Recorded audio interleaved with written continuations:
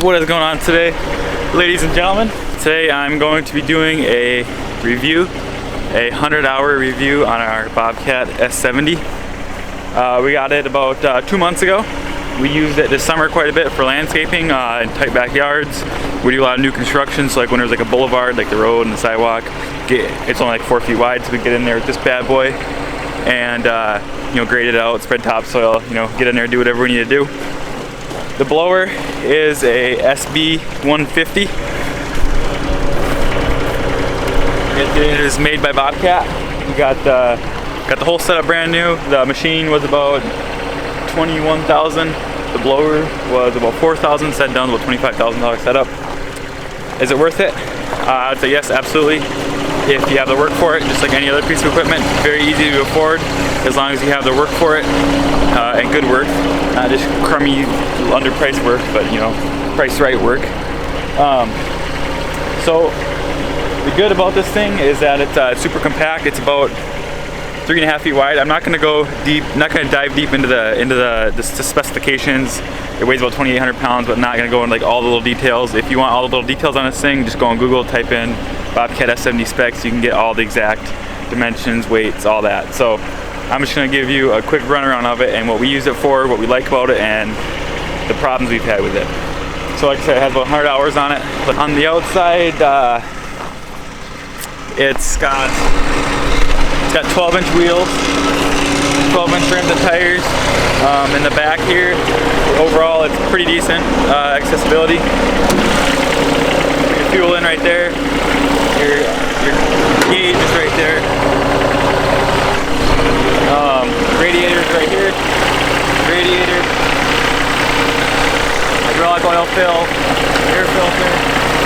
Starter. Battery. Plug-in.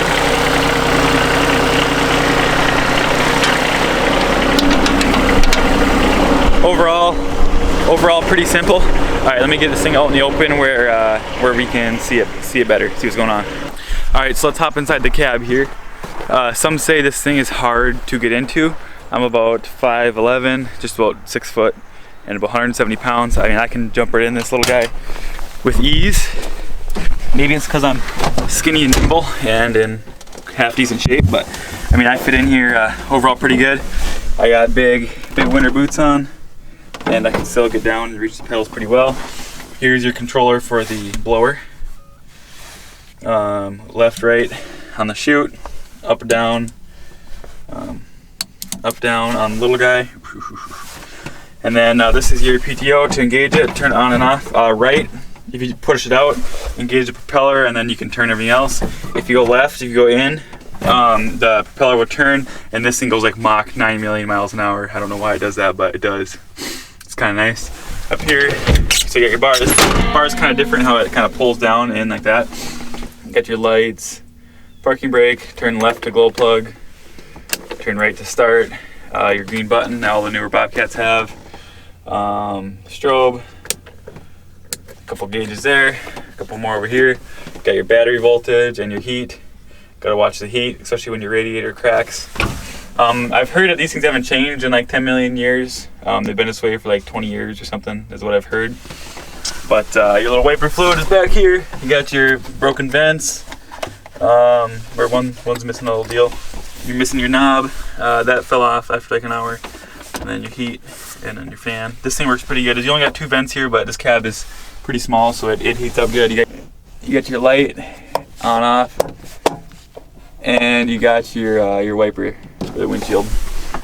Got a little grease or something on there, but yeah, overall the cab, I mean, it's definitely not as easy to get into as like a dingo, like an MT85, but it's for winter. It's so nice. Like no one wants to be outside freezing to death for hours. Like we do like I don't know exact numbers, but 3-4 miles of sidewalks.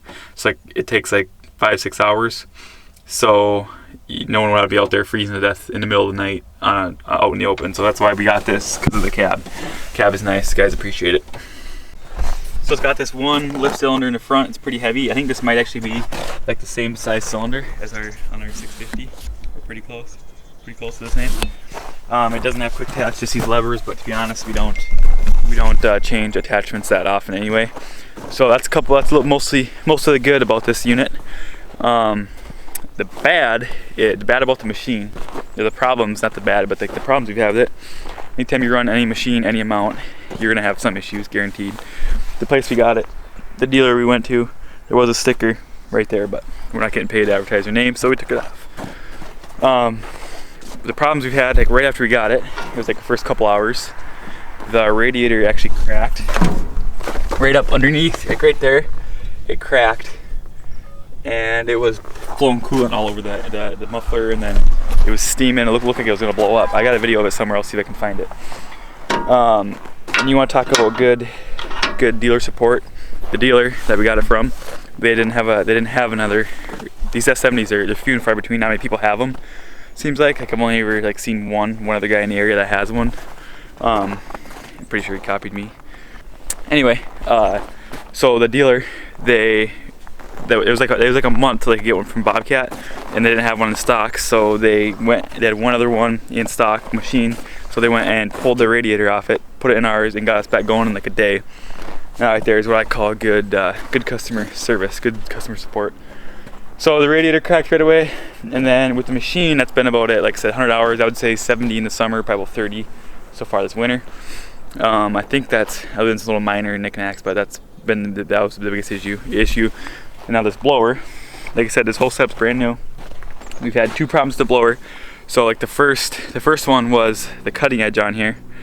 We got the feet set, it has these little feet you can adjust down here on each side. We got these feet set, so it sat nice and level.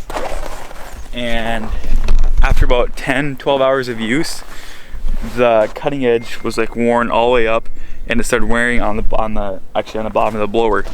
We realized that we had like one event to go, or then we got, it snowed for like a week straight here, 2 weeks straight, and then we got just a little like inch and a half, just barely enough to trigger our counts. So like, well, we know it's getting close, but we'll go do them, whatever.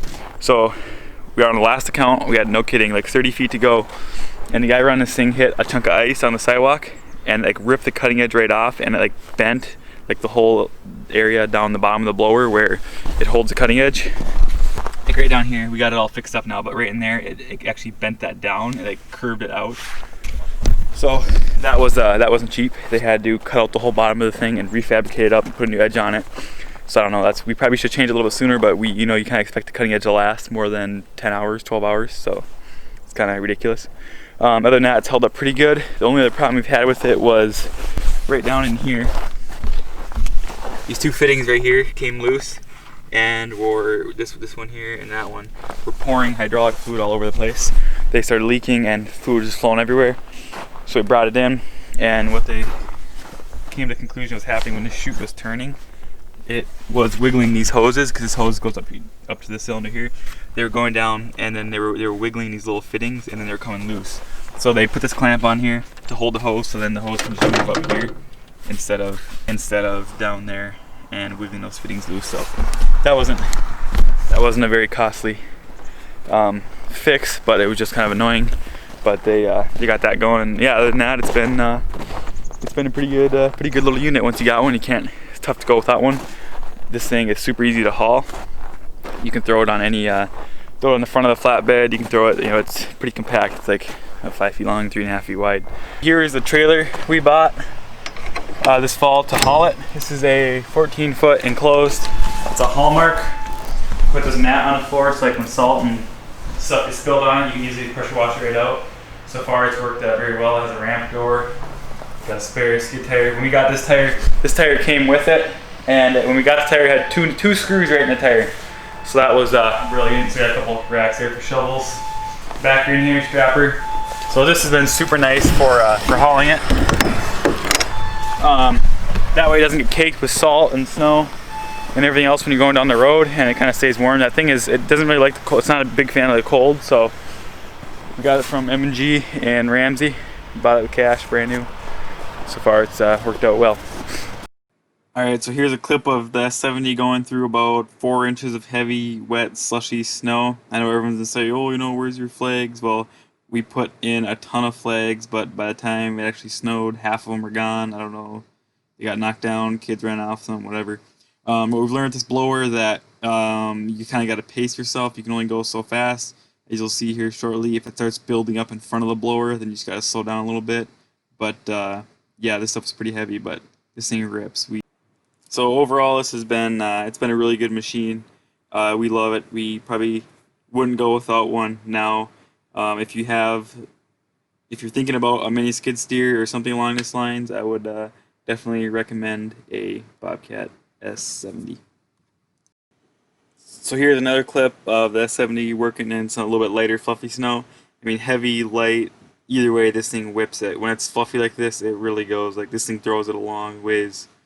Really can't complain.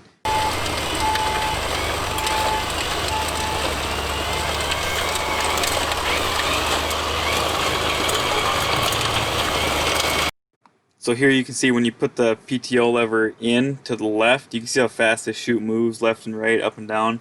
To be honest, I don't know why they think he moves this fast. It's not really necessary, but it is kind of cool. You're definitely not ever waiting on it. Alright guys, so there's a brief review of our Bobcat S70.